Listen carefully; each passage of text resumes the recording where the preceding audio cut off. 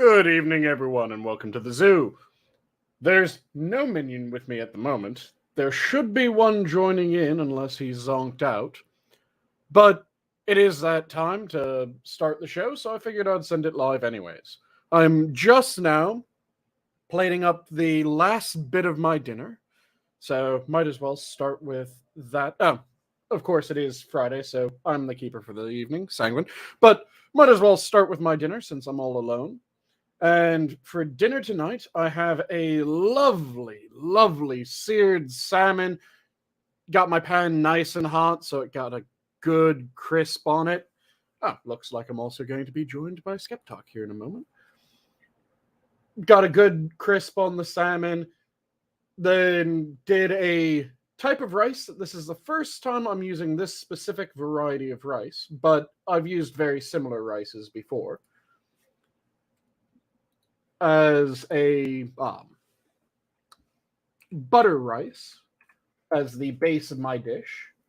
And then I have a bit of nori as well as some sake. This time it's a Seikyo Omachi Namazake sake, which is rather lovely. It has a nice pepperiness to it that just pairs beautifully with fish and chicken. I have a Sapporo, and then I'm about to pour myself a finger of Japanese whiskey, and I'm just trying to decide which of my Japanese whiskeys I'm going to go for the night. And there we go. Now I have Skep Talk joining me this evening. How are you doing, Skep? Doing fine. Hold on one second. Need to get you muted on the other side. Sorry about that. No worries at all. Thank you for jumping in. Scrambling to put a mic on and think of something witty to say. How you doing, man? I'm doing grand. Just like I said, you were detailing your supper and had not used the word Maillard, and I was concerned. Well, that's would be the nice and crispy section of the salmon, because salmon has a decent fat content in it. So salt, heat, and fat onto the salmon, and you get those lovely Maillards, that lovely browning of the meat. I also want to know, did you ever find out the pyrolytic temperature of senna? That senna compound I looked up last night. I was looking for it, and then I got distracted by the news stories that we went into. What is the temperature? Well, because I couldn't find anything specific on it, but I found it's a member of a class of weak organic acids, and it's a big fucking organic molecule, right? And it's not one of these things that's organized in such a way where it's going to lie flat against anything or bump up against something on two planes and have kind of a crystalline structure, which usually means that the application of energy gets those things to breaking down into smaller pieces, components of themselves, which chemists give incredibly long names to. And then they fizz away into carbon dioxide and water. And you have to believe that the weakest link in a lengthy, weak organic acid like that is pretty weak. So I would think it would be relatively low. It would be. It reminded me when I was studying ascorbic acid, and ascorbic acid's pyrolytic temperature is, wait for it, 140 degrees Fahrenheit. That is not very high at all. When you boil water, you lose the vitamin C. It's vanished, baby. And chemistry is chemistry. It works that way every time. Yeah, that's the thing that every time I hear someone say that they're going to try to cook something into a dish. Yeah, cook some tomatoes in there. Cook that vitamin C in there. Yeah, I'm always going, okay, so I've heard it where people are trying to get more vitamin C in their diet. So they're going to make a lovely, lovely chicken dish. So they're going to get their chicken seared up. Then they'll throw in the lemon juice, turn down the heat, throw in a bit of wine. And I'm going, might want to change the order there if you're trying to get some vitamin C into yourself. Well, that's why the sailors all got scurvy, because they ate a diet of fish. and Yep. and typically they would cook the fish, and they, as a result of that, there's just not a lot of usable vitamin C in it. And so that's scurvy is vitamin C. Anyway, so good to know. Just thought you would like to tie up that loose end, and we're both kind of on the spectrum that way. Yep. And speaking of the vitamin C, do you happen to know the story of how they determined that it was vitamin C for scurvy and how they came up with the recipe for grog? Were you talking about the Lyme experience? Is that what you're talking about? Are you talking about the ration of grog that the Royal Navy used to administer for people on sea duty? Well, the origin of the ration of grog. And did you know that there's a ration of grog for American sailors? You may have heard that there's no booze at sea, but that's not true. And I'll tell you what it's for, when it happens, and the stuff. But people think that there's no beer at sea. That's not true. If you've been out at sea a lot, the U.S. Navy authorizes you. If you've been out at sea for, I believe it's 3 weeks and not seen land, you can have a ration of 2 12-ounce beers.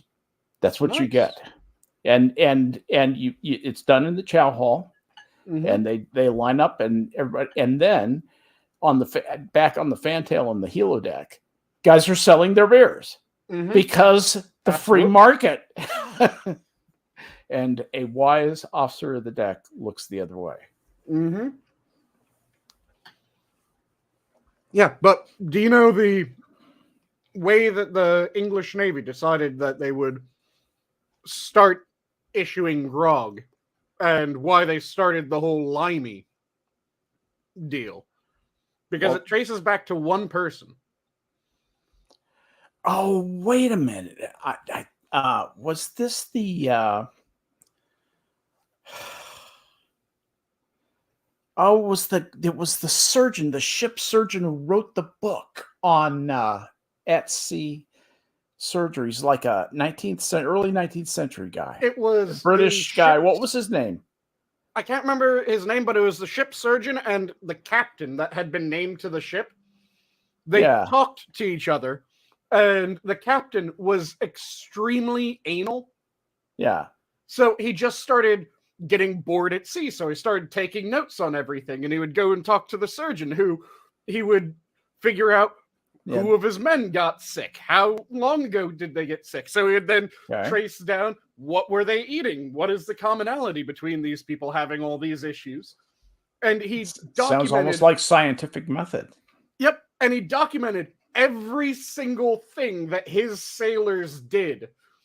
Every person that got sick, when they got sick, what their symptoms were, what they had consumed beforehand, what they had failed to consume beforehand. And he realized that, all the sailors that aren't eating vitamin C for this period of time, they get sick. So he decided that he would try to see if he could remedy this. And one of the things that he did was he did the very first recipe for grog, which then continued from that point on. 1 part sour, 2 parts sweet, 3 parts strong, 5 parts weak. Very good. So that's grog. Yep, that's grog. He came up with that idea. He mixed it together. He did the sweetness just so it was a little bit more palatable, and he wanted his sailors to get their rum ration, because they did get a rum ration, but he didn't want them to get pissed drunk, so he watered that down. And then he figured out that they need vitamin C, so I'll add something sour in there.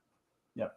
And that was how he came up with grog, and then he went back and reported back to the Admiralty that, so I got bored on my ship. I started taking notes on everything. I realized I could keep my sailors healthier if I gave them grog. This is how you make it.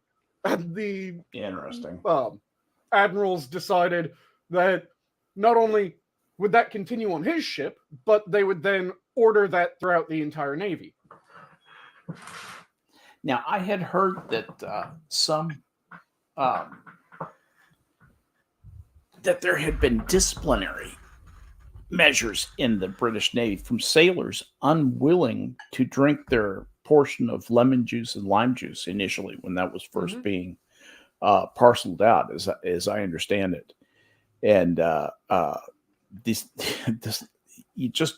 it's just remarkable that anything got done at all.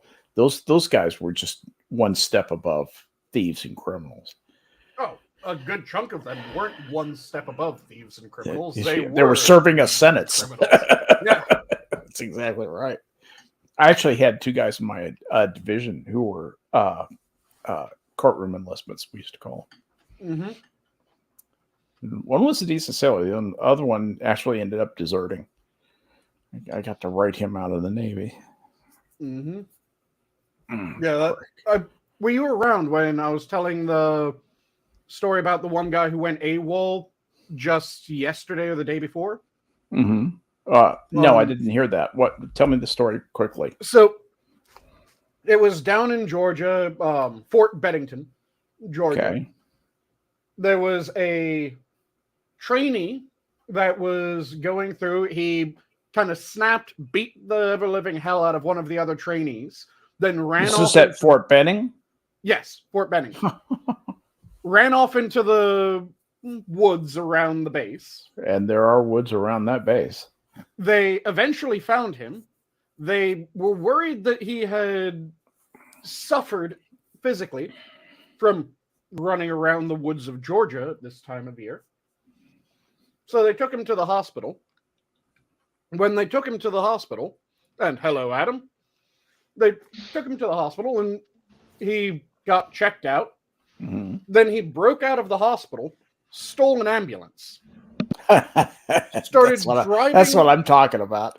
Started driving down the highway, leading the MPs in a chase. Aww. He then loses MPs control. Like that. Everybody was happy. Loses control, ends up getting the ambulance stuck in a ditch on the side of the road. Yeah. So he hops out of the ambulance, still not done, and he tries to carjack a vehicle.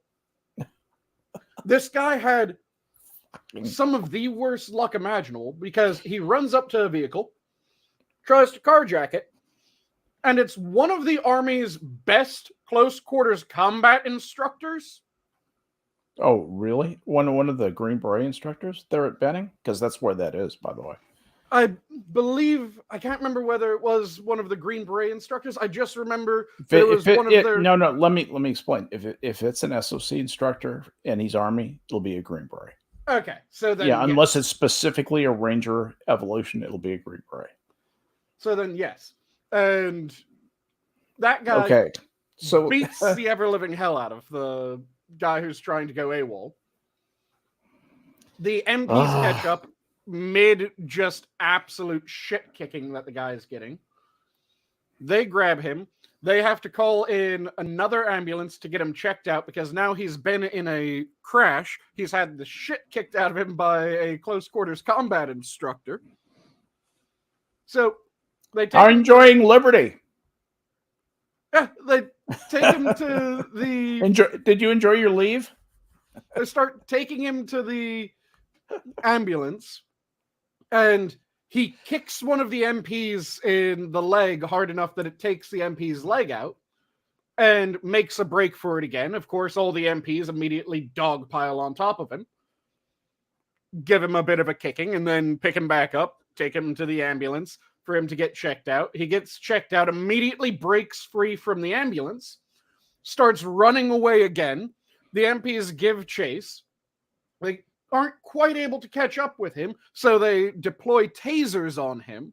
He goes down. The moment that the current stops, he pops right back up, starts running. They tase him again. He goes down, and then they wait to stop until they've had him completely surrounded. Then they cut the electricity and tackle him. God, man. And that was his final escape. You tase somebody for more about 20 or 30 seconds. Really, depending on their health. Mm-hmm. But anyway, so yeah, that's a shame. So that guy was Army? I believe so, yes. Well, that's a fighter. Only problem was he was trying to go AWOL and had just kicked the shit out of one of his fellow trainees.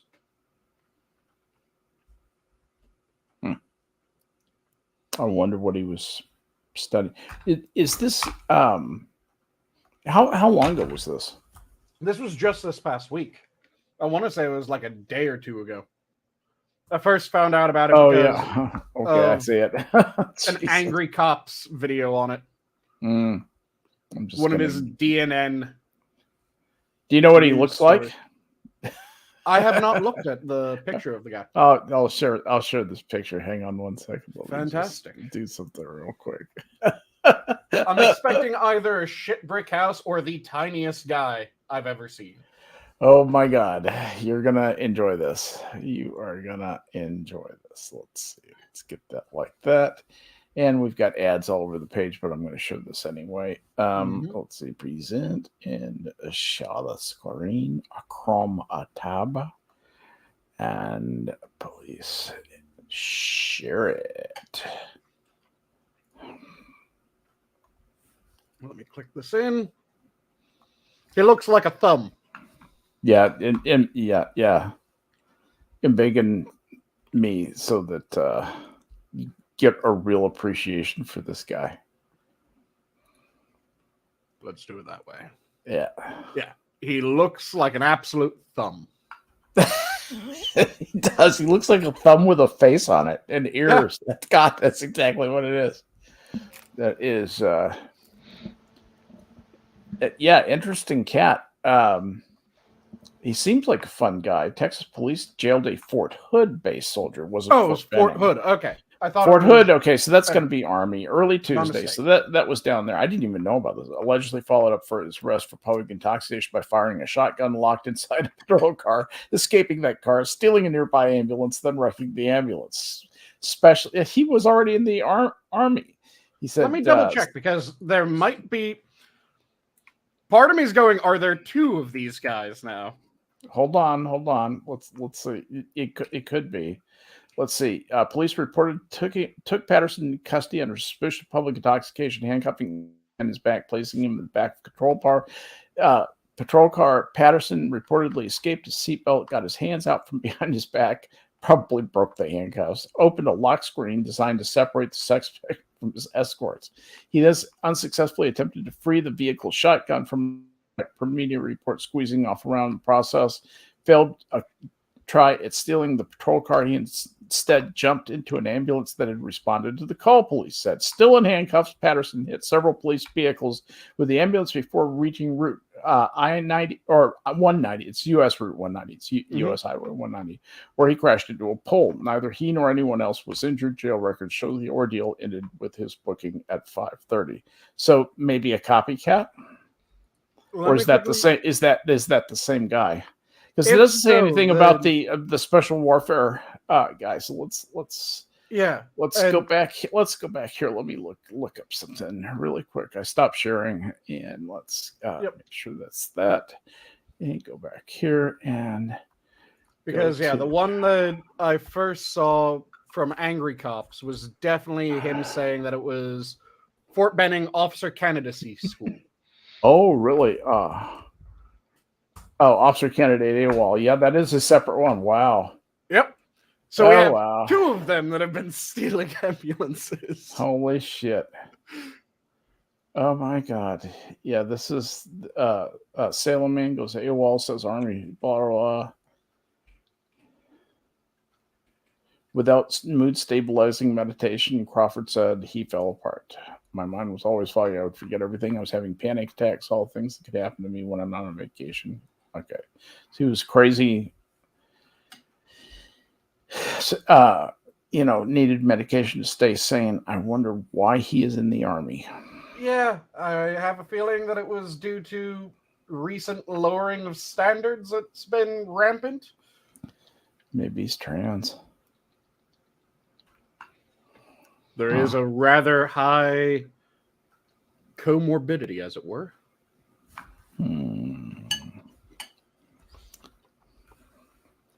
I don't think that's the one. Let's look down here. Let's see. I went AWOL from Fort Benning, Georgia after completing. No. And how you doing, Adam? No. If you've said anything thus far, we haven't heard you. Have I? I don't know. How you doing, man? I'm doing all right.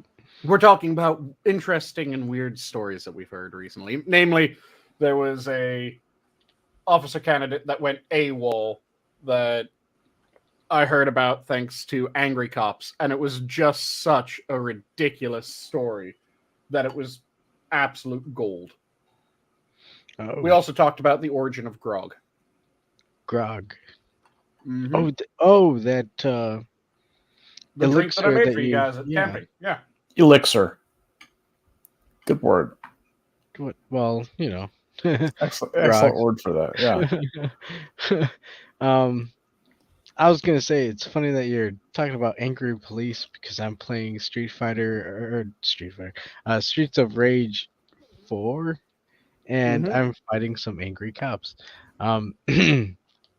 But yeah, I was listening to your conversation and kind of lost on that. But I will say, Sanguine, Mhm. have you talked about what you cooked for dinner? I did right at the start. Damn it, did I miss it? Yes. Son of a bitch. Well, I hope it was delicious. It absolutely is. The salmon with that sake that I was talking about earlier, Skep, Mm-hmm. absolutely fantastic. That let me quickly make sure that I'm saying the name right. It is the Seiko Omachi Namazake. Is absolutely amazing with fish and chicken Mm-hmm. because it has a pepperiness to it. Nice. But it's not a standard pepperiness. Have you ever had long pepper? Have I ever had long pepper? Yes. Not by that name. So Where's the long pepper?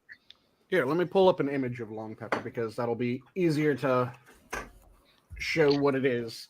Because it Long is pepper. a spice that was extremely common centuries ago that fell out of use due to the standard peppercorn. Okay. But it has a peppery and a cinnamony note to it at the same time.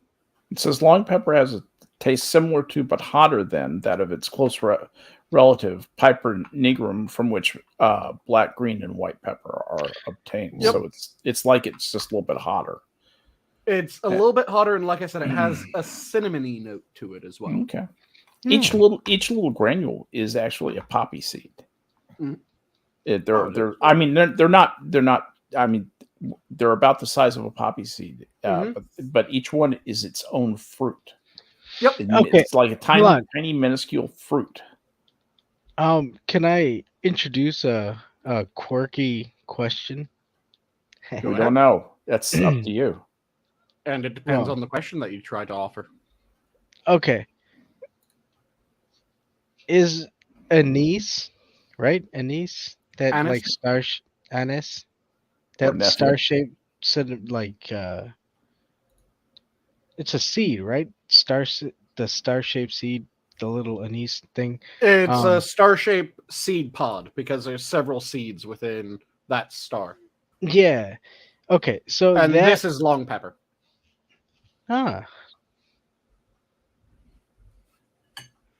But you were saying about anise?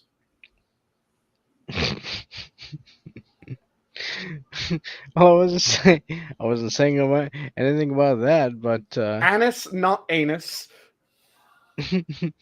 hey, you said it, not I.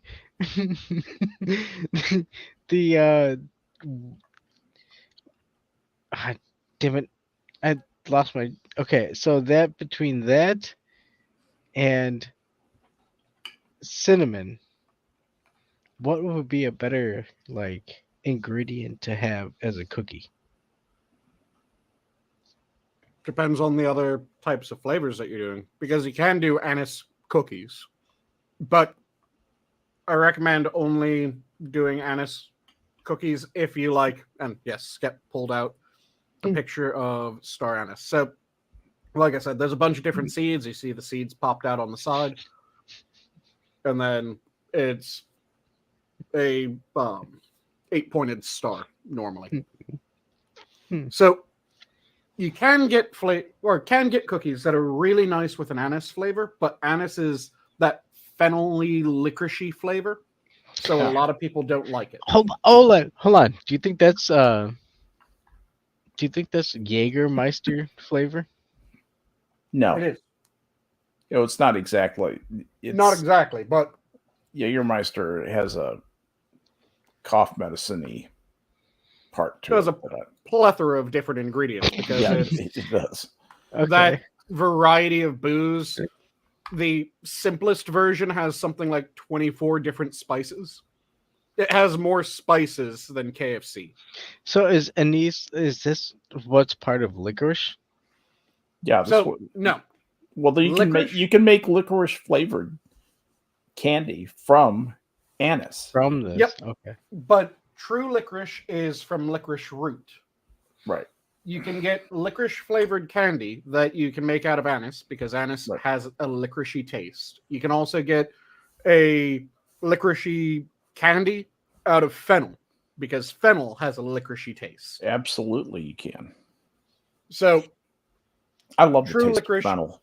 Will be licorice root, and if you like that sort of taste, then you can make absolutely fantastic anise flavored cookies. Mm-hmm.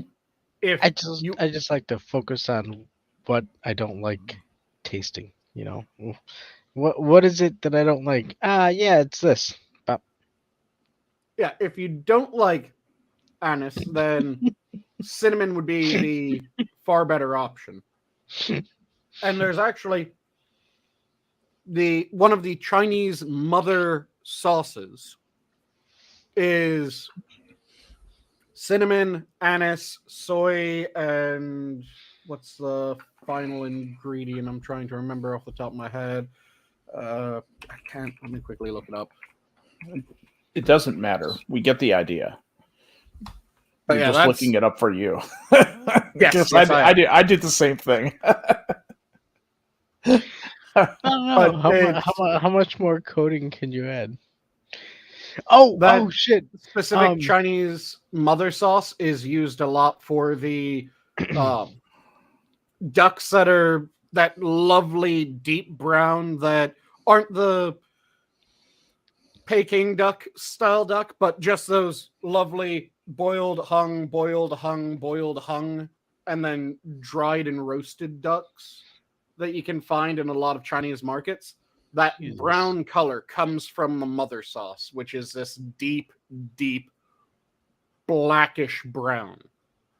Because it's, again, soy sauce.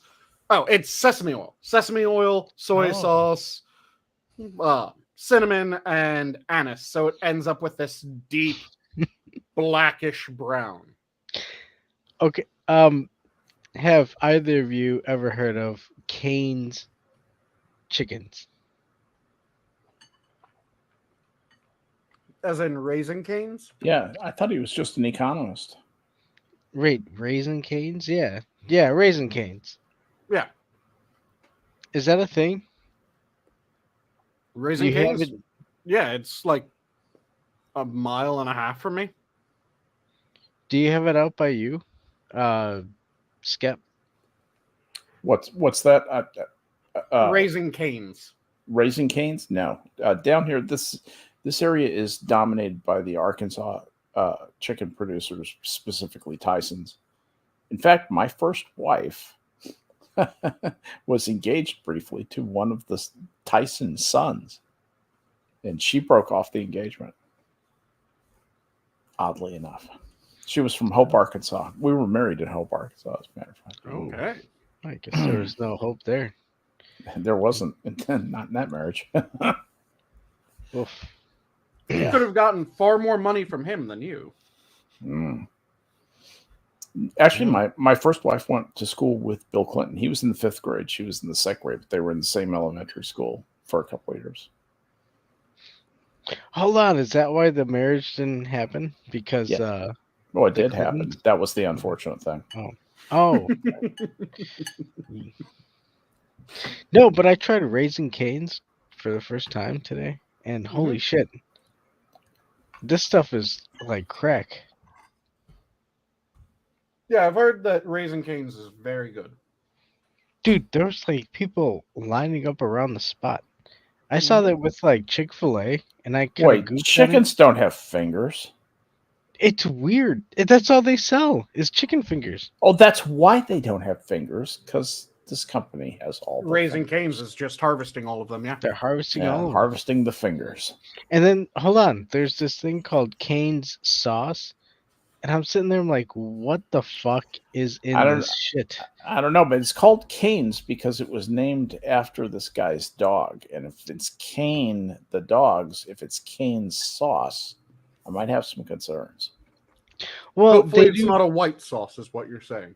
They do have a dog, I think like a cane dog, with glasses, like sunglasses. And really? also, yeah. And they sell T-shirts and all this stuff, and I think it's a canine type of thing. I think it's cocaine, because sons of a bitch. I was watching people eat this shit, and it was odd. I was troubled. So yeah, it's a spiced mayo's, the Raising Cane sauce. I don't know. Is it spiced mayo? Yeah, it's effectively mayo, the estimated version. Hey, hold on. Approximate version is. Hold on. Sangs. Yep. Could you please take the anus off the screen, please? I suppose so. You don't want to look at the anus anymore? Would you like to look at the long pepper again? That's fine. Just don't want a bunch of anus on the screen. Yeah, we gotta keep up with some quality. But so this cane sauce, I was troubled by it. I didn't want to like it, but it's tasty. But it's effectively mayo, ketchup, garlic powder, some black pepper, a bit of Worcestershire, and then like a Creole seasoning. Dude. Okay. That's not bad. So it's that tang of a good mayo with the sweetness and slight acidity of ketchup, with the salty umami of the Worcestershire. Adding garlic, that's always going to be good. A bit of heat from pepper, and then the Creole to add in a bit more heat and complexity as well.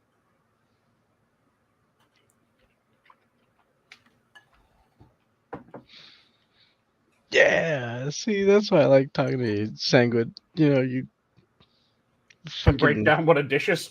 Yeah.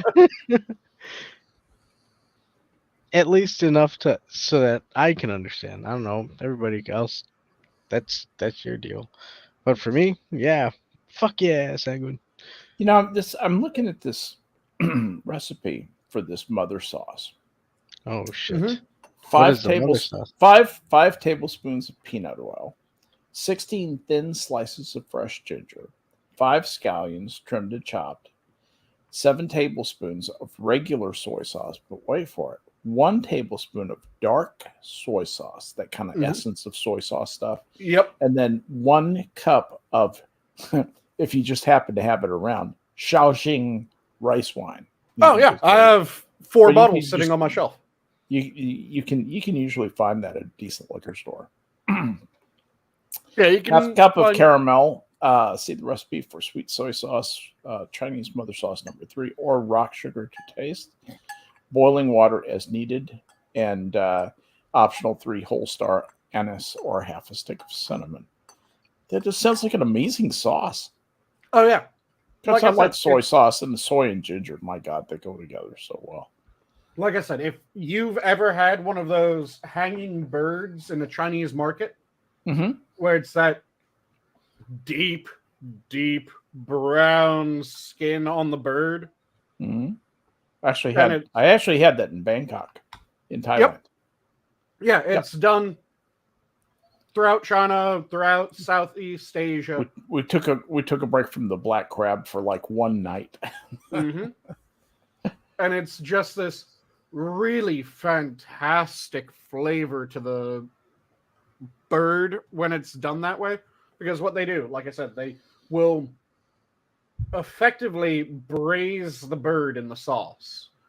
Oh, God, then they'll good. hang the bird for an extended period of time, letting it dry a bit, letting the skin retract, come tighter to the meat again, and all the excess sauce drip down.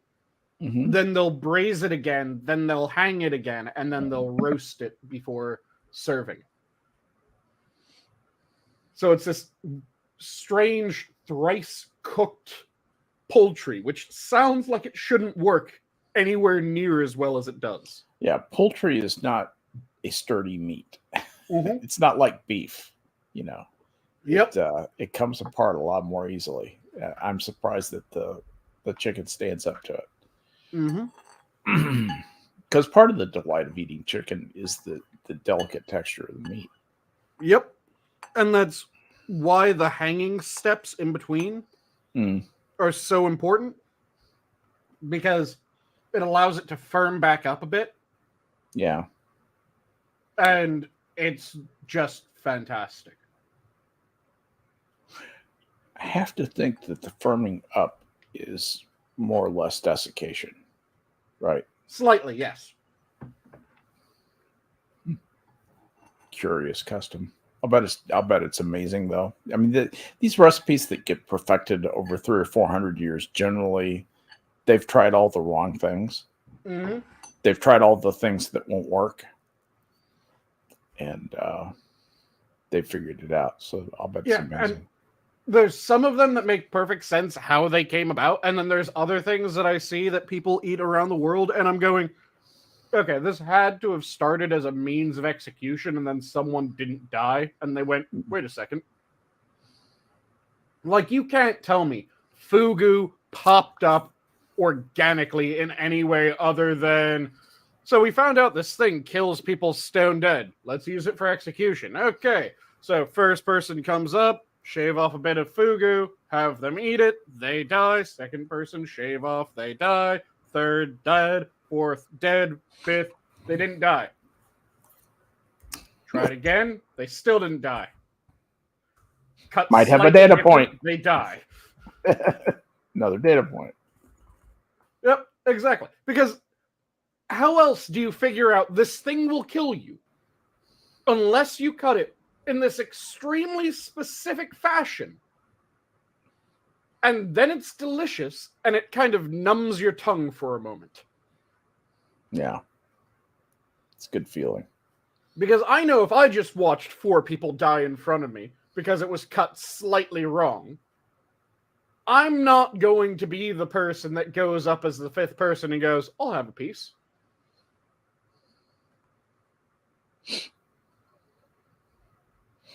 So all I can figure is that it was an attempted execution that didn't quite take, or an attempted poisoning that didn't quite take. And then they started figuring out why it didn't take. That's the nature of trial and error, really. Mm-hmm. But yeah, there's so many things that are like that. Like ceviche. Ceviche is delicious. Ceviche doesn't seem like it should work. We know that it does because now we have the chemistry and everything to explain how exactly it works. But at some point, someone just mixed a bunch of raw seafood together with some lime juice. And they didn't die. And they went, this tastes amazing. I'm going to continue doing this. Yeah. I mean, trial and error. That's the way that happens. Yep. Yeah. We have the capacity to make it a little bit less cruel now. The more we use our heads, the less cruel life has to be. Exactly. It doesn't have to be like this.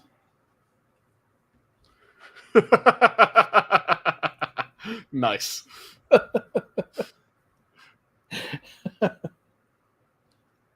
That dog does have a very concerned look upon its face. You know what that's from? That's from the cover of the National Lampoon magazine when they were advertising the National Lampoon Radio Hour, and it was by this magazine, or some, buy this magazine or we'll kill this dog, and that's the picture from that. Nice. But yeah, there's all kinds of just delicious food that people figured out, and I am extremely happy. And on a related note, because he said the more that we think through it, the less cruel it is. Mm-hmm. One of the things that I was thinking about earlier is, I know, Skep, you've heard of pharmacogenetics, right? Yes, I have heard of pharmacogenetics. I was positive, but I always ask to make sure. Adam, have you ever heard of pharmacogenetics? Like I said, I knew that you had. I just always have to make sure, because I assume other people know what I know, and then sometimes they don't. But Adam, have you ever heard of pharmacogenetics? I have not. What is pharmaco? Wait, It's also called pharmacogenomics, which is actually what I hear it called most often, but it is called both. Yep. Okay. Well, what is this genetics? So do you want me to explain, and then you jump in with additional? It's a field of research that studies, how your genes affect how the way that you respond to different medications you might get, or the ingredients in medications. And so like when my jeans feel itchy after a starchy type of wash. Mm-hmm. So what exactly that mature version of the field will, or hopes to be able to do, is effectively, when someone has to take different types of medicines. So this happens a lot with anti-seizure patients. Cancer patients. Yep, cancer patients it's big in, but it also is thought to be something that will help for anti-seizure, because there's a bunch of people that have trouble finding the right anti-seizure. There's a bunch of people that have trouble finding the right depression med or antipsychotic in certain cases. So there's a bunch of meds that are an absolute bastard to figure out the right med to take for what you're dealing with. And currently the way that we deal with it is, okay, we'll try this one. That one didn't work. We'll try this one. That one didn't work. We'll try this one. Which gets people pissed off, and they feel like they're just being dicked around with. The idea behind the field is that if we're able to tie the results to how the medicine affects the patient sufficiently to their genetic profile, then you'd be able to appropriately prescribe the best medicine to the patient. So it would be the medicine that is targeted to that specific cancer, rather than a general cancer med that then they dial in and try to find the right cancer med. Yeah, or it would be. There are a number of factors, Sanguine. I mean, they have to take into account, how does the drug do what it does? What other systems does it affect when it does that? If it suppresses something like a major portion of the nervous system, like imagine that it depressed the cholinergic nervous system.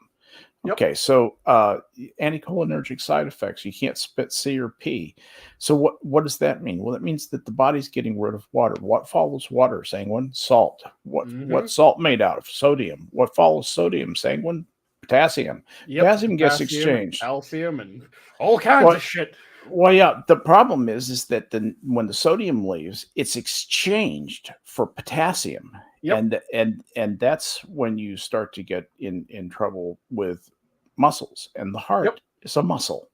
and it's a special kind of muscle, but it's still a muscle. Now, another thing that they have to, in addition to the mechanisms of the drug action, is obviously the phenotype specific. You have to look at each patient and see what the patient has sensitivities to, risk for adverse events, and they have to look at like the contraindications, the precautions, the warnings. The drug interactions are huge. What other drugs is the patient taking? What if they taken for a long time? I mean, to do a full pharmacogenomic workup on a patient is a big, expensive enterprise. Oh yeah, absolutely. And something that right now it's maybe infancy. I think it's at the point where it's more along the lines of the glimmer in the parent's eye stage of the field. But they're really only doing it with the FDA is only really looking at 200 major drugs that are in common use right now. The interesting thing is many of the generics, many of the older things are they're just getting the stepchild treatment. They're just being forgotten about completely. I think that's short-sighted by the FDA. Yeah, that shouldn't be a matter of money. And like I said, it's something that it'll take an age to get to the mature field. I mean, there's fields that have been around for a couple hundred years now that are nowhere near a mature field. Psychology. I actually think the nature of fields is changing. And you're not going to have specific disciplines as hard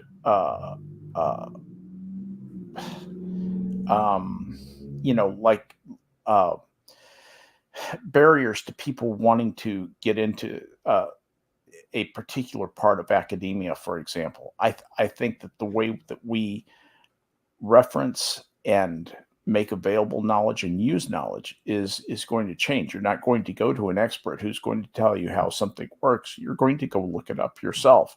And everybody is going to have a much greater level of kind of middle level knowledge. They won't have precise knowledge in each detailed field, but they'll have enough in each one that they can go look up detailed things and have enough context to understand them broadly. And I think that as the advantages of people being able to do that, as they get to do their jobs better and better, and more money is made on that, and more industries begin to depend on people who can do that, that is what's going to propel us toward the quote unquote proverbial post-scarcity situation.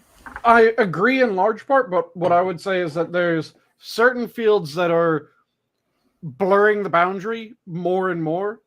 So when you're talking about neurobiology and neuropsychology, those are constantly blurring the boundary between them. I would term it, there are more and more connections and dependencies between those two. Yes. Yeah, I think you can say there are pretty bright lines that divide those fields, but there are increasing numbers of phenomena and principles that we've discovered that directly act in both fields so closely that and that's how new fields are born. There will be a new field that emerges out of that straddles the two effectively. Right, exactly. And what I'd say is that you have, or takes elements of both of them. It may not straddle the either or one or the other. It doesn't straddle the entirety, but it straddles that middle bleed section that I'm talking about. Yeah. And what I think is happening is that we have some fields that are having that kind of bleed over, where there's so much interplay between the two that they're reaching a point where there'll be another field that pops up to combine the two, or it might be that it turns out that there's so much bleed between the two that they just end up becoming kind of conjoined at the hip. Yeah. And then there's other fields that are completely siloing. For example? well, some of the fields that are siloing are fields that they had absolutely no utility in the first place. So You're when talking you're about talking sociology? sociology has uses, has applications. There's certain subsections of sociology that absolutely are siloing and they're vestigial in my mind. Yeah, I And agree with you. I agree with you about sociology. I mean, I made a funny tweet the other day that I said anything that wasn't Durkheim or Weber, was probably garbage, and that's I still kind of stand by that. Yet there are some modern sociologists. Andy Gordon was my prof at Northwestern. He did some good work, so inner city stuff with Chicago that we helped him work on and helped him write his papers for 2 years. But the by and large, sociology has become the accumulation point for the incompetent and the unwell. Yep. There are people in sociology who are writing things that are just execrable. It's just garbage. It's been taken over by ideology when it never should have been. Yep. Psychology and anthropology have too, by the way. My beloved field, anthropology. They're not content to go out and write ethnographies and do cultural analysis. No, sorry, Bob. We've got to be woke. Those were some of the ones that I was going to point out when I'm saying that they are siloing hard, because what they're doing is that they're protecting. They're having to safeguard against reality, and that's a losing prospect in many respects. But then you also have fields that are just becoming so ridiculously, this is on the precipice of the precipice of the precipice, that they end up kind of by the very nature siloing at that point. Siloing into irrelevance. Virtually. Some of them are still useful. It's just that they're Gender pushing studies. So far. No, that wouldn't be one of them. But they're pushing so far to the very edge of what is known that you need to be so goddamn specialized in that area to do anything of any import that it ends up siloing just by the nature, because you don't have the time to research into the surrounding fields. You've just become the hyper specialist in this particular section. And you see this in certain fields of mathematics, especially, where they still have utility, but they've just become so bored down into this one section of the field that you ask them about something even one field over from theirs, and they're going, I haven't looked at the research in that in probably about 15 years. Right. It's like the history guy who is, what's your area of expertise? Oh, the American Civil War. Oh, really? So, what do you study? Well, I studied the pipes that were smoked by only the officers. Yep. Oh, really? Okay, but only the corncob pipes with curved stems. I really try to specialize. And that's all this guy will write on for 20 years is the various corncob pipes that were in use during the Civil War. He'll publish papers and books on this, books that no one will buy. Yep. That's what's wrong with academia right now. Hold on. It's not that nobody would buy it. He'll get money from it, even though during the Civil War, nobody was really smoking. Pipes were not de jour. For the culture, it was cigars. So you'd sit there and be purchasing a book of somebody who's writing about nonsense. Well, no, the people that will buy that book are one class of people, and one class of people only, in my opinion.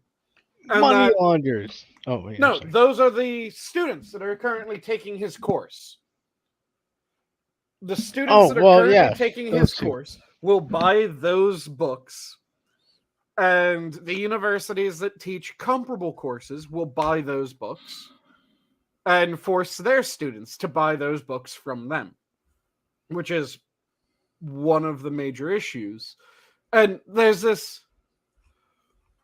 a fair and unfair turning of the nose at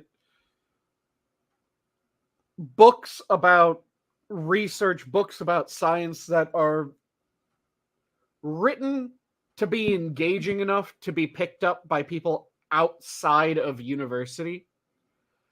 The fair aspect is there's a lot of people that write those sorts of books just so that they can put out their crackpot theory that has absolutely no veracity. But the unjust criticism is there's also just people that they want other people to understand their field, even if they aren't a PhD student in their particular field. They just want people to understand. So they write a book that teaches all the same shit that they would in the textbook, but it does it in a way that's far more approachable. And that sort of book shouldn't be criticized, but people turn their nose up at it because, well, it's not just a textbook. Yeah, you shouldn't just be writing a textbook that you can force your students to buy, you cunt. It should be that, is this something that is important enough and able to be understood enough that people will buy it? Because there are some textbooks that are rather approachable. They're few and far between. Very, very few and far between. But there are some of them. And those are always the best ones, in my opinion. But there's a hell of a lot of textbooks that no one ever wants to crack open. The only reason that someone buys them is because they're told an assignment comes directly from this textbook. So they get it. Because they need to be able to do the assignment. And this turning up of the nose at, well, do we really want the rabble into our field? Yes, you do. You want as many people to know your field as can possibly be the case, and you want as many people to be interested in your field as can possibly be the case, because when you have that, you have important bits of research. I know Skep knows about this, and I told this story before, Adam, but Skep, can you imagine what would have been the case if Fisher's first work on the F test had been so esoteric and arcane that it never would have reached the hands of a QA person at Guinness? Maybe. The thing about mathematical discoveries, like probability discoveries, like what you're talking about, is they have a way of getting discovered. Probability is not like calculus, where you have to have, a great mind. Probability is my kind of mathematics. You don't have to be brilliant to understand it. I always was very comfortable in probability for that reason. Always much more comfortable with that than I was trying to understand what differential equations did, or anything really beyond integral calculus. Because probability, even though it's kind of strange in some ways, it still has that quasi-tangible aspect. Oh, it's not just quasi-tangible. Let me tell you, the realities of the distribution curve are amazingly consistent.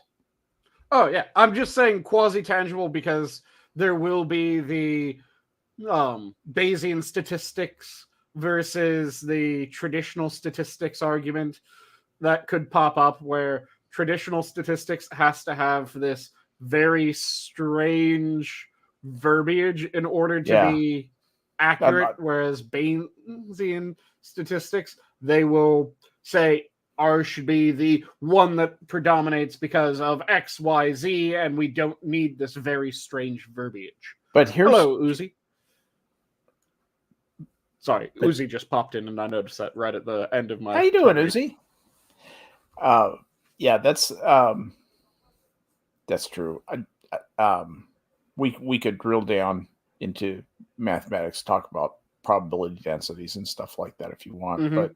but I think we're going to lose everybody and bore everybody if we do. The thing about math is it's a modeling language, and you have to remember that when you're using math.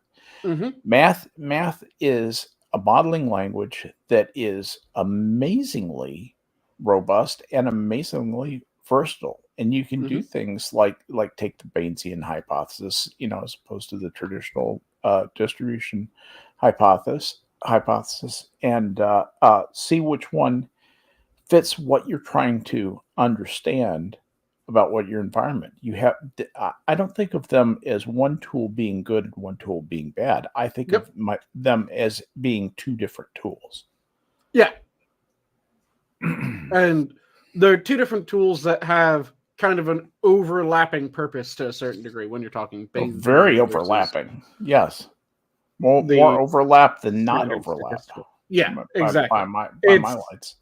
The difference between a monkey wrench and an adjustable wrench, where, well, they do very much the same thing. It's just sometimes you'll reach for one and sometimes you'll reach for the other.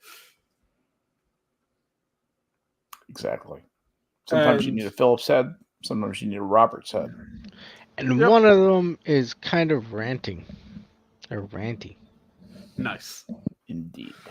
But yeah, hey, I hate to be a party pooper, but I am running down, and I think people are going to bed around here, so I'm going to probably have to cut out here pretty soon. Just give you advance warning. I'm probably got about 5 more minutes left in me.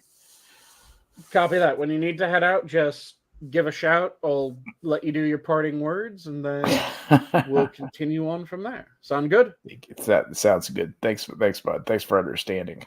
Not a problem at all, and thank you for being on. Oh, it's always a pleasure. It's good to see you, Adam. We've been a bit remiss. We need to go through chat and see who's down there. Uzi, how you doing, sweetie? Love you, babe. It's really good to see you. Assassin's here. Good to see you, man. Yep. Eddie's here. Eddie! Keeper Dam, Dr. Functional. Let me just run. K-Shul is there. Tyrannius is there. Hate Camel. Hammer dropped in. He always drops in at the beginning. Yep. And hello, gentles all. Thank you for coming out and listening to us ramble and rant for a little while. I'm actually going to take off here because I'm getting asked to be quiet, basically. Thank you, Uzi. I'll be watching for your DM. But thanks for having me on. I don't have anything really important to say other than I think we are about to enter one of the most interesting political seasons of my lifetime, and I am here for it. So, anyways, buckle in, guys. Strap in. Thanks for having me on, buddy. It's great to be with you. Adam, good to see you. Guys in chat, sayonara. I am out of here. I'll see you guys later. Good night. Have a good one, man. And Assassin, post-scarcity is something that is extremely unlikely, but you can end up being really fucking close to it. And what I mean by being really fucking close to it is, just look at the past, let's say, 30 years. No, let's go 35 years. So, looking at the late 80s to now, the number of people that have televisions in their houses, in their apartments, has skyrocketed. The size of the televisions that you have in your homes has skyrocketed. The capability of your refrigerator and the number of people that have refrigerators has skyrocketed. Computers are ubiquitous now, when back then they were almost unheard of. You can go on every single point, and everything is becoming far more common, because what happens is a new thing is developed That new thing is for the rarefied air, shall we say. But then as time goes on, it's made more efficiently, it's made better, and it becomes open to more and more people. Which is how development has always worked. And the only thing that has actually gone up in price when you're looking at accounting for inflation, the only thing that I can think of that has actually, in real terms, gone up in price is land.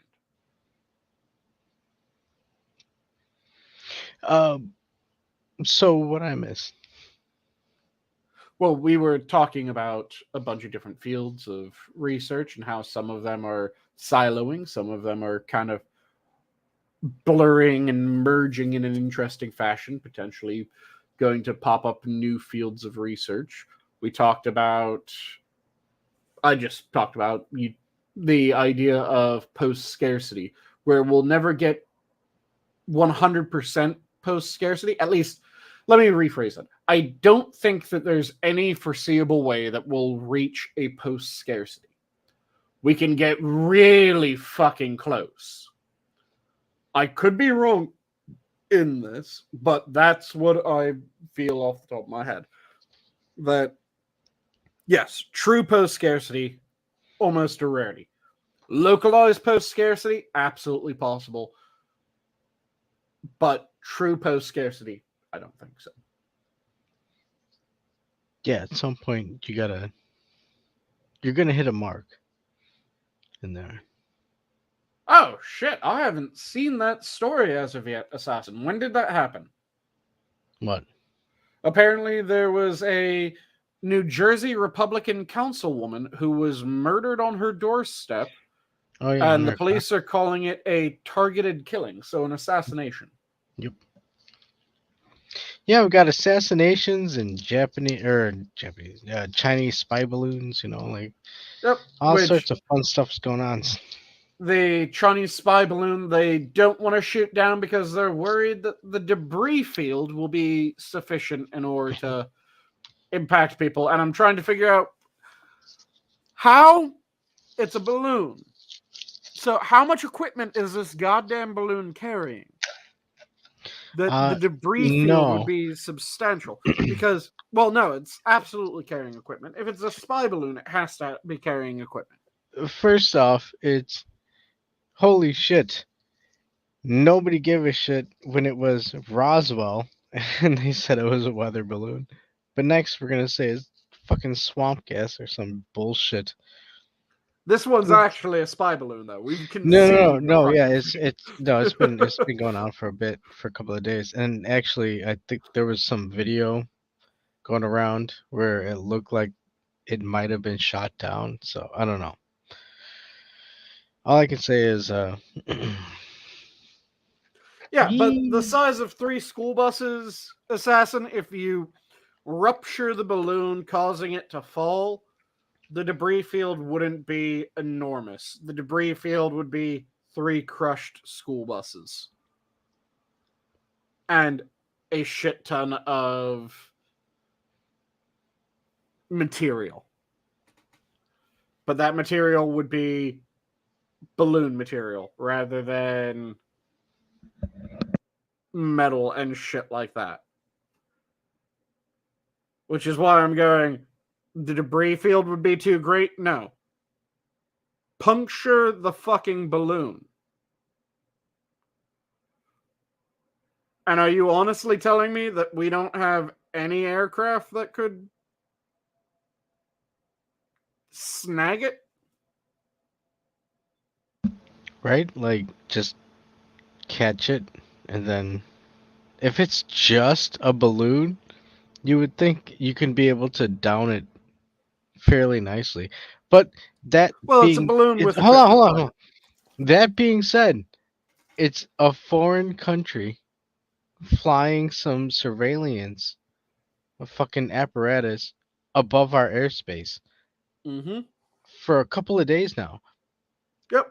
What the fuck is going on, people? One of the silo beds of our nuclear missiles.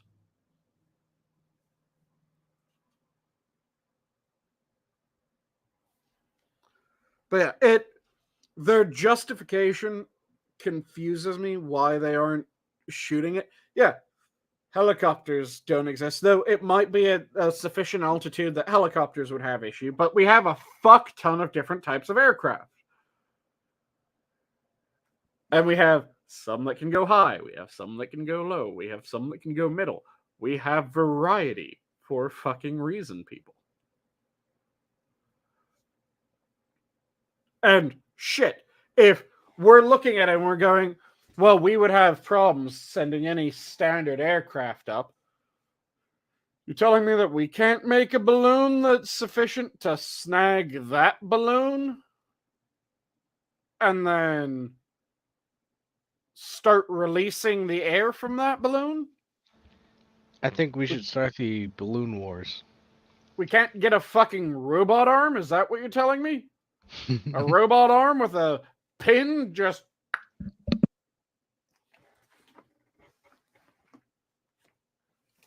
But you're telling me we can't do that? I'm calling bullshit on that. We could come up with the means of taking it down where we wouldn't have it just plummet. Also, uninhabited area. Clear out the area. Have it plummet. Whoop-de-fucking-do. Yeah, like I said, helicopters are going too low, was what my guess was. And that is correct with what you're saying. Yeah, like I said, we have a bunch of different aircraft that could shoot it down. And there Or, was even like I said, if we're going, well, we don't want the debris field. Okay. Make a sufficiently sized balloon with grabby arms. it's well, Once you have the grabby arms attached, pop that balloon and then have our balloon programmed to slowly decrease its altitude. Guess what? We just collected their shit with our grabby balloon. honestly, I think the fact that we've gotten to this point in a conversation points to the ridiculousness of what's going on right now. Yeah. I mean, holy shit. If China wanted to spy on us, they could have put up satellites. But not balloon. And the even the no where it's a balloon that was, testing whatever, um, and it just gone awry. But please don't shoot. Like it's, yo, Come collect your shit or it goes pop. well, even when you were saying collateral, like damage from what is falling, dude, it was flying over Billings, Montana. Like I It said, it flew over for nuclear one missile day, silos. but hold on, but if it was, we don't want to shoot it down because it'll cause damage to the ground. It's there's a lot of space around these towns. Yep. This Montana. Yep. Like it's not something that you're. It's not New York City. It's Yeah. not DC. It's not major metropolis. It is. I see cows and green land as far as the eye can see. Well, hey, speaking of cows, I actually just saw a news article saying that holy shit, there's a disease that might take down the beef or the cattle population. So just like the chickens. Is it Now we're gonna. prions again? No, I don't know. I don't know what. I didn't click on it. I just looked at it and laughed. Because there was a prion issue back in the Mad Cow. Funny timing. I just think it's weird that And yeah, the Air Force refuses to shoot it down because they haven't been given an order, which they need an order to do so. Yeah. And then you have the SecDef and Mark Milley, who are giving reasons that, if you think about them for half a second, you're going, that reason doesn't make sense. The fuck are they talking about? Wait, what did they say? Well, like, their main thing is that, well, we're worried that if we shoot it down, the debris field will be large enough that it creates problems for people. And I'm going, what the fuck?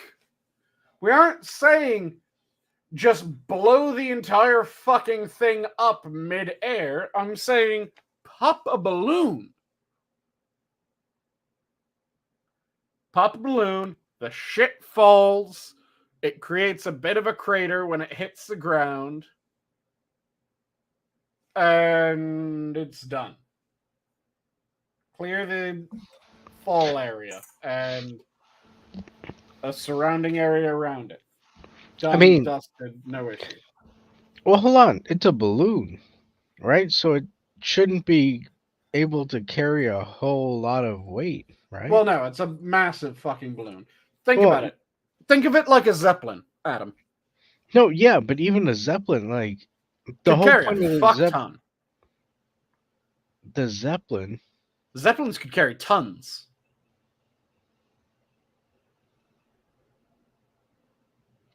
in terms of fuel or payload. In terms of cargo. Huh. Yeah, let me look up the tonnage of the largest Zeppelin ever made, because it could carry massive amounts.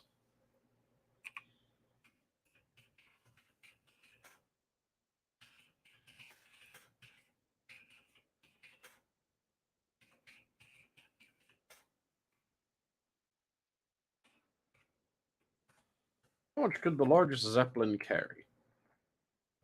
Okay, so the Graft Zeppelin, which was, let me quickly double check. I'm not sure if this was the largest or if this was just one of the largest. So the Graf Zeppelin wasn't even a military Zeppelin, it was a passenger carrying Zeppelin. And it was able to carry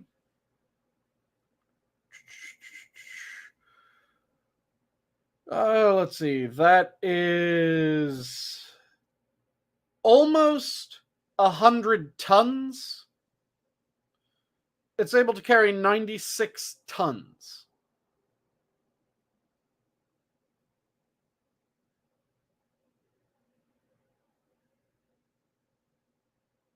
When you exclude all of the shit that it's carrying, normally it's engines, the passenger compartments, all of that, because again, it was a passenger Zeppelin, not a military Zeppelin.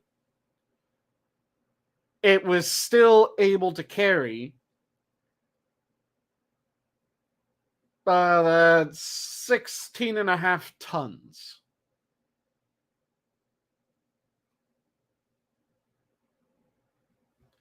Zeppelins could carry a fuck ton. That was pretty impressive.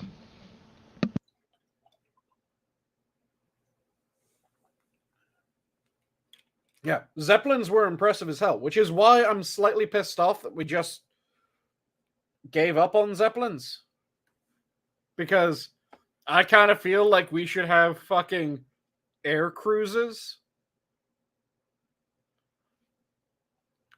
We just don't go full Hindenburg on them and paint them in thermite and then have them filled with hydrogen.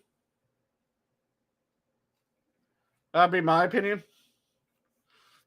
Have airships, just don't paint them in thermite. Don't have them filled with hydrogen. Have them filled with helium. It's inert. Don't paint them in thermite. It won't burn as easy. Because, yeah, there were armored Zeppelins. There were all kinds of shit that we did with Zeppelins. Zeppelins are awesome.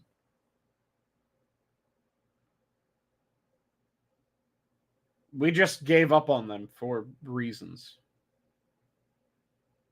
Yeah, shitty reasons. Yeah. Which is the thing that makes me go, the fuck? Yeah, Zeppelin cruises would be fucking awesome. Just think about being able to go on a Zeppelin cruise, even of just the United States. That would be goddamn cool. Yeah. And yeah, that is the issue, Assassin, but sadly there's only so much that we can do but pointing out that, yeah, Joe seems to be exactly what he's always seemed to be, bought and paid for. Hmm? And he continues to be bought and paid for, and he continues to be an absolute bastard when it comes to it. And the fact that they keep on finding more goddamn documents. And I say finding, but the part that really pisses me off is they've known about these documents for goddamn ages. And they've suppressed them until after the election, and they knowingly suppressed them until after the election, and then they started coming out shortly after the election. In fact, the first thing came out, I think, the day after the election.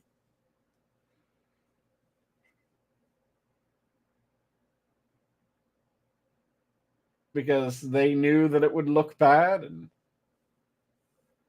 they also know that the average American voter has a woefully short memory.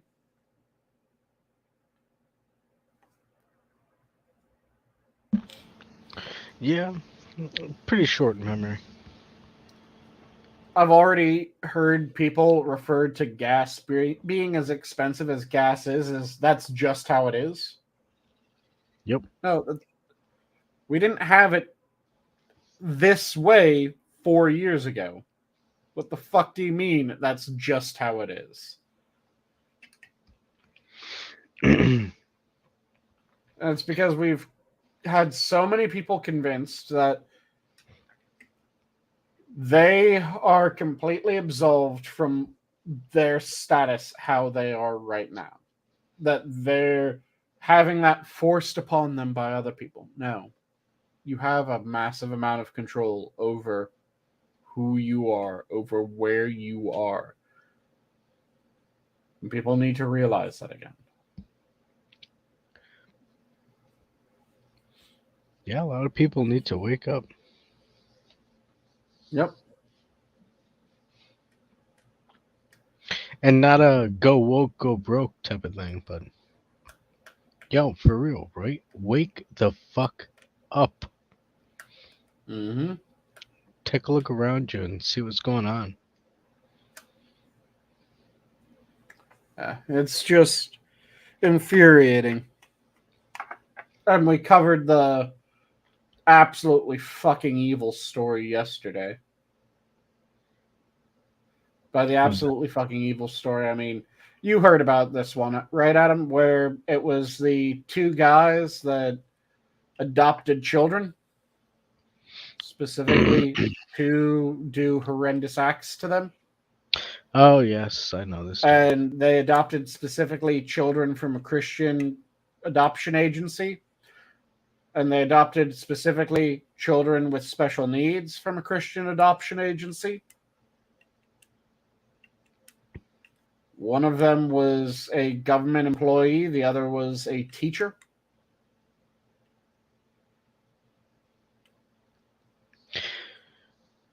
Yeah, I've run across this story. Yeah, fucking evil. There's no other way to describe that story other than fucking evil.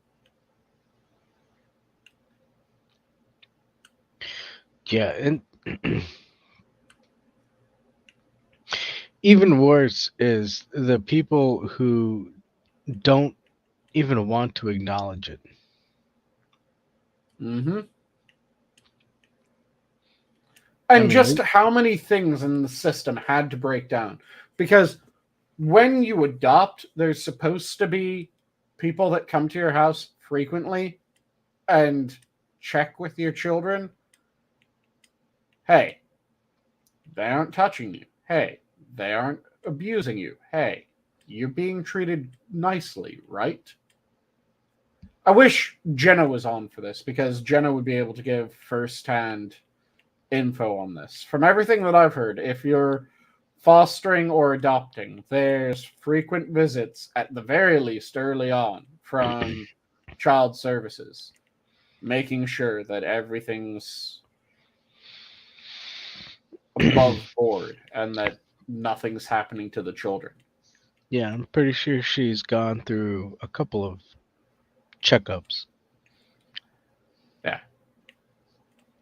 30 But you know what? something For each children, or 30 something she hasn't because got she me on has Dune each Buggy, child, so- and then each child gets several checkups like that. And the way that I hear is most of the time it's every child in the house is asked the question. Not just the adopted children. If there's any biological children, they're asked. If there's foster children, they're asked. If there's adopted children, they're asked. So the fact that that broke down to that point, and that none of the teachers noticed anything, none of the teachers reported anything, none of the other people around noticed anything or reported anything. And from what I've heard, there's some indication that they might have been leaning on people and doing the, oh yeah, you're going to report someone from the government? Fuck you. Ooh. But that hasn't been entirely confirmed to me. Just I heard some indication that that type of shit was going on.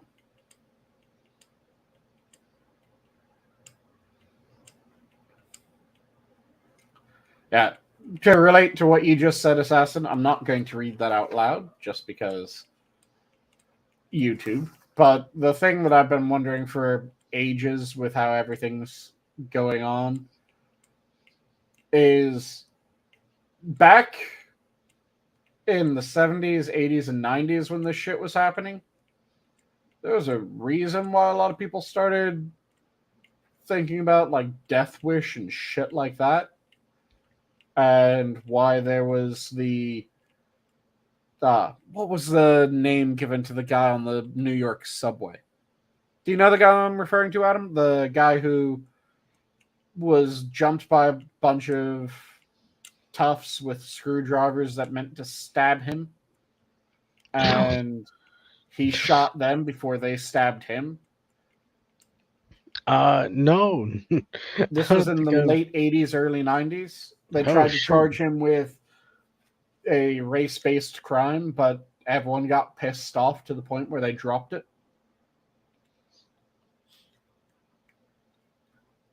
Yeah, I don't think subways were getting so dangerous, and this guy got sick of the subways being dangerous, so he came armed to protect himself, and then he protected himself. Yes, Bernard Getz. That's the one that I'm thinking of. Assassin. Oh, and you had homemade egg rolls? What did you have as your filling for your egg rolls? Rotten corpse. Whoa, homemade egg rolls. Yep. Very nice. What sort of filling did you go for? Did you go for the twice cooked pork and cabbage filling that you find at most Chinese places, or?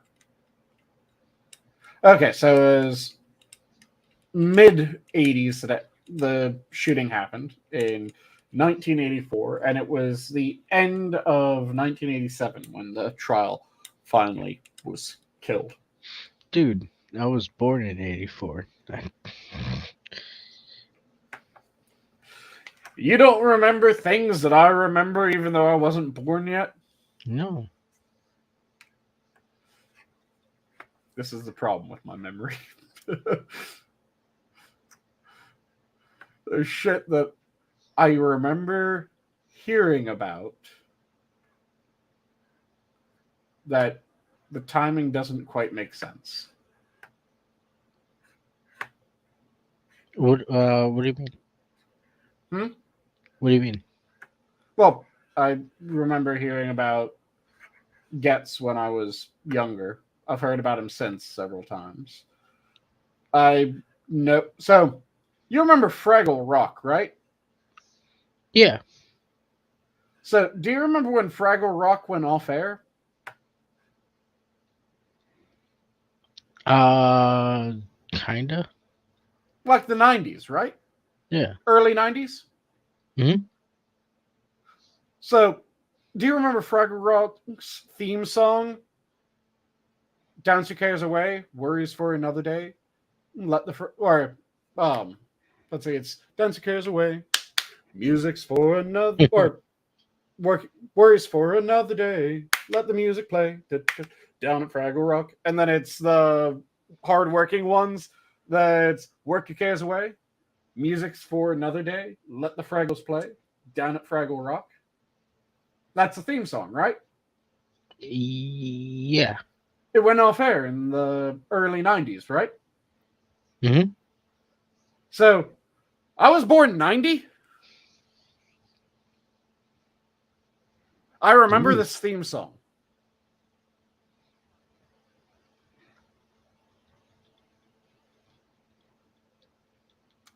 And by early 90s, I mean that it went off air like 90, 91.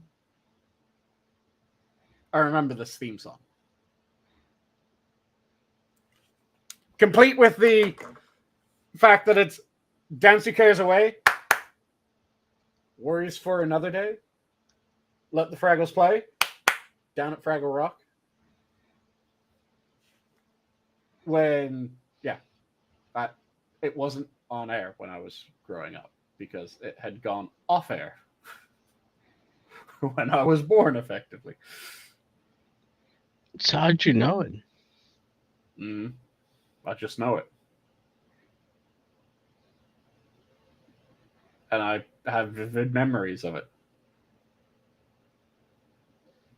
Best guess is that it played in reruns somehow, but most of the shit that I found says that it went off air in reruns well before 94, which most people don't get real good memories much before the age of 4.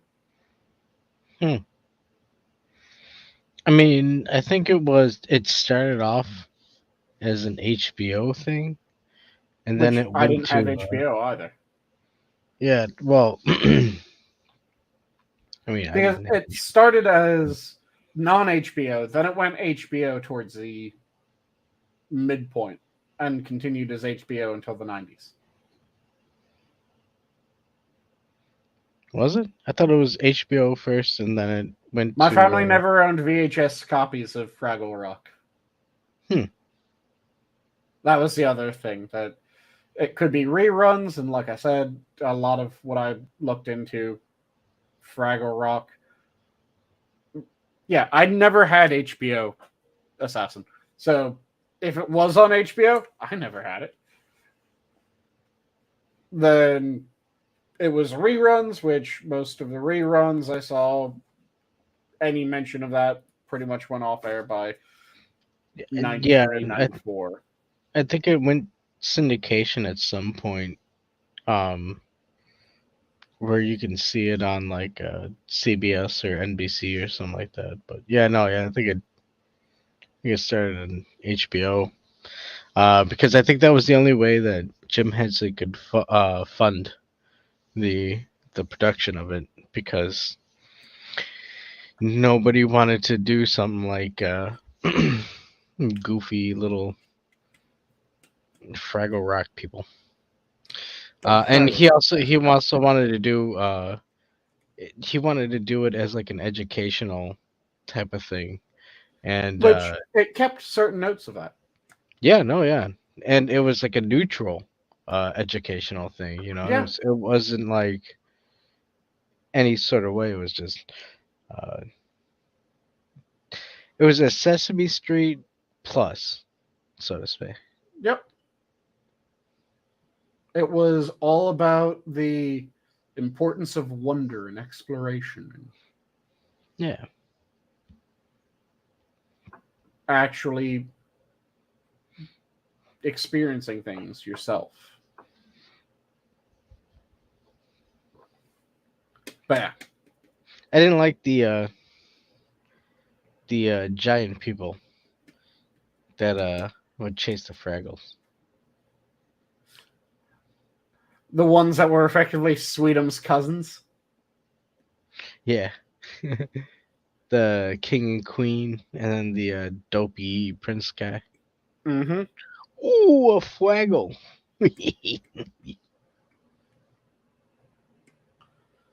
But yeah, there's just a bunch of things that I'll make reference to, and then it'll come up when that came out or when it went off air, and I'll be going, why the fuck do I know it? Some of them I can trace, like Tickety Boo, I know is from a bit of English media that I saw. And Wait, it just stuck with me. what is Tickety Boo? Tickety Boo, it means that everything's going well. Oh, So how you doing? Tickety Boo. Means that everything's good. But yeah, there's just a whole bunch of things that are strange. Then again, the best guess for my accent is I grew up on a steady diet of Benny Hill and James Bond with the Avengers. oh shit. Yep. But do you have any topics that you want to launch into? Because it sounds like we've kind of wound down. Is that correct? Well, I mean, it looks like we've been going for an hour and a half, and we lost a crew member. Yep. He unfortunately had the diner special, and we had to take him to the medic ward. So, Nice. if you can guess what movie that's from, you're a pretty cool guy. But no, I mean, I'm good, man. I think Don't have anything that you were dying to get off your chest or talk about? In which case, shall we go to parting words?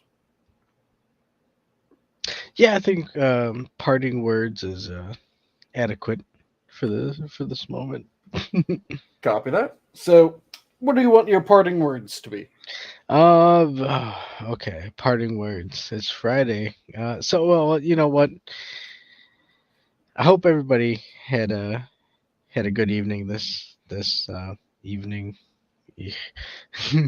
um, but also I hope everybody has a good weekend coming up. I know out here it's been fucking freezing as shit, and hopefully it gets warmer.